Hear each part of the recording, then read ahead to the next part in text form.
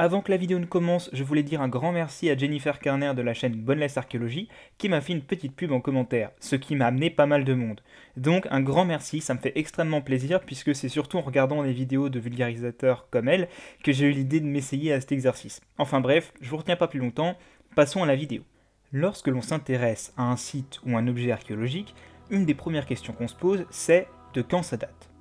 Dans l'imaginaire, c'est d'un simple coup d'œil, voire en goûtant un tesson de céramique, que l'archéologue chevronné peut se dire avec certitude de quelle époque il provient. Néanmoins, pour ceux qui ne sont pas tombés dans la marmite de carbone 14 quand ils étaient petits, c'est un petit peu plus compliqué. On ne choisit évidemment pas l'âge d'un vestige au hasard, il existe un grand nombre de méthodes permettant la datation. Bienvenue dans Archéologique, la série de vidéos dédiée au fonctionnement de l'archéologie. Aujourd'hui, on s'intéresse à la datation des vestiges.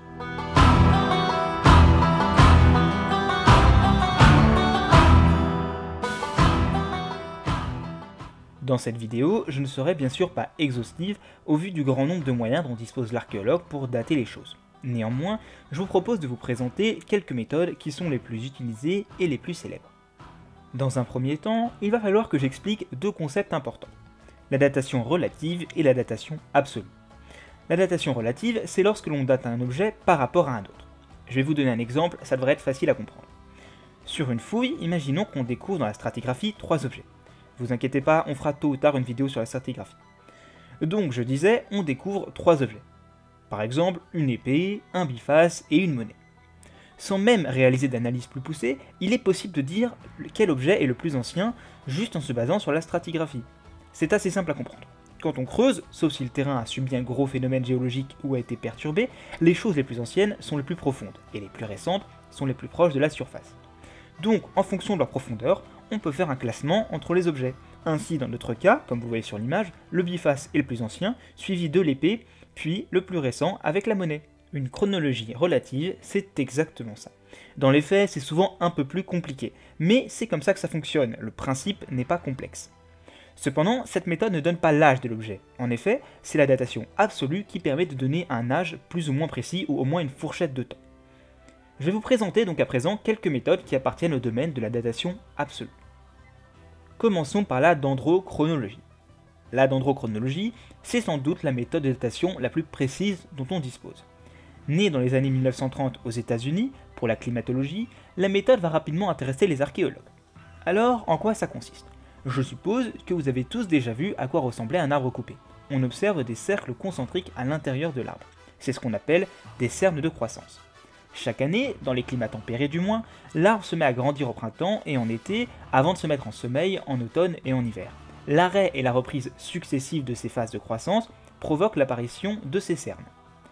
Il est intéressant de noter que le climat a une influence sur l'aspect des cernes, puisque les bonnes années, l'arbre grandira plus, ce qui se verra, alors qu'en période de sécheresse, au contraire, les cernes seront plus réduites. Pourquoi le tronc de cet arbre est si large? Parce qu'il a vécu de très nombreuses années. Vous avez vu cet anneau? Tous les autres sont fins. Mais celui-là est plus épais et rouge. Regardez. Sans doute une bonne année pour un arbre. Pour réaliser une analyse dendrochronologique, c'est assez simple. On prélève une carotte dans un bois ancien, puis on étudie les cernes qu'on a récupérées.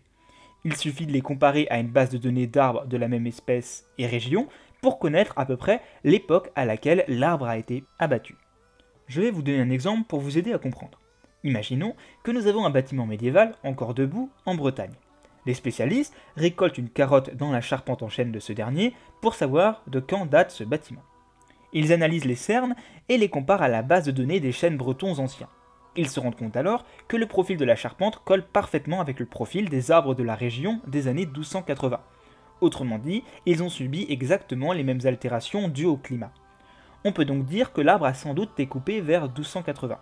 Une fois de plus, j'ai un peu simplifié, mais comme ça, vous voyez comment fonctionne la dendrochronologie. Néanmoins, il y a quelques détails à prendre en compte. Tout d'abord, il faut évidemment que du bois soit conservé sur la fouille archéologique, ce qui est loin d'être toujours le cas puisque c'est un matériau périssable. Ensuite, cette méthode donne la période à laquelle l'arbre a été coupé, pas forcément à laquelle il a été utilisé. Aussi, il convient de rester méfiant et critique sur les résultats des analyses. Parlons ensuite de la méthode la plus célèbre, la datation au carbone 14.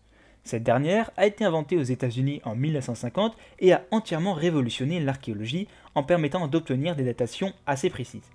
Mais comment ça marche? Je vais essayer de vous expliquer dans les grandes lignes et je vous laisserai un lien en description pour vous renseigner un peu plus ou pour vérifier si vous m'avez mal compris. En gros, dans notre atmosphère est produit un isotope du carbone 12, c'est-à-dire un atome ressemblant à celui-ci qui est le type de carbone le plus présent. Il s'agit donc du carbone 14, qui est créé sous l'effet des rayonnements cosmiques.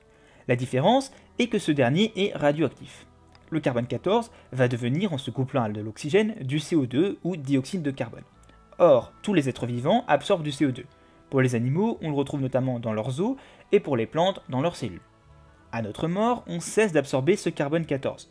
Or, ce dernier disparaît de l'organisme au cours du temps, une fois qu'on cesse de l'absorber. Ce qui est intéressant, c'est que l'on connaît la vitesse de disparition de cet isotope dans les organismes. On peut donc savoir, en fonction du nombre qui reste, à quelle date l'individu a cessé d'en absorber et donc est mort. Cependant, il y a quelques complications qui entrent en jeu.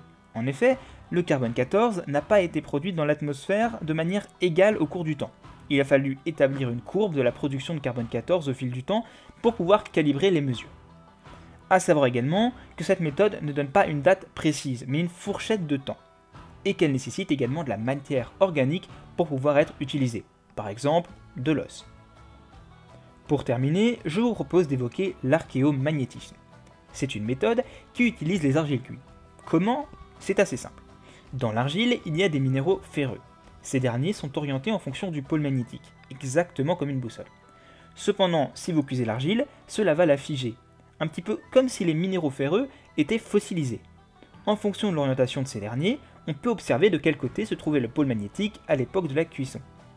Or, au cours du temps, le pôle magnétique bouge, il n'est pas statique, et ces mouvements, à travers le temps, sont connus.